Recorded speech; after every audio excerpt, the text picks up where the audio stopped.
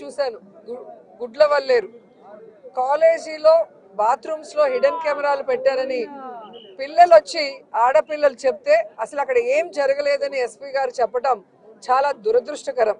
ఈరోజు 300 మంది పిల్లలు ఈరోజు న్యాయం కావాలంటూ ధర్నా చేస్తుంటే ఇప్పుడు విచారణ చేస్తామని దిగిరావటం అనేది మేమంతా కూడా గమనించాల్సిన విషయం. అలాగే ఈ ప్రభుత్వం వచ్చిన తర్వాత మీరు చూస్తే ర్యాగింగ్ భూతం ఎలా ఎక్కువైందో మనం కళ్ళారా చూస్తున్నాం. నారాయణ కాలేజీలో మెడికల్ విద్యార్థినిని ర్యాగింగ్ చేసి చంపేశారు. అలాగే కలికిరిలో జేఎన్టీయూలో విద్యార్థి ర్యాగింగ్ చేయడం వల్ల ఎలా ఆత్మహత్య చేసుకుందో గమనించాం.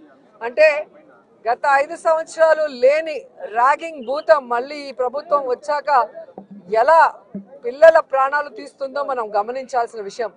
నేను ఈ ప్రభుత్వానికి ఒకటే చెప్పగలను, రెడ్ బుక్ రాజ్యాంగం మీద పెట్టిన దృష్టి ఇంట్రెస్ట్ పక్కన పెట్టి ఆడపిల్లకి రక్షణ కల్పించడంలో గౌరవాన్ని కల్పించడంలో మీరు ముందుండాలని కూడా వాళ్ళని కోరుకుంటున్నాను.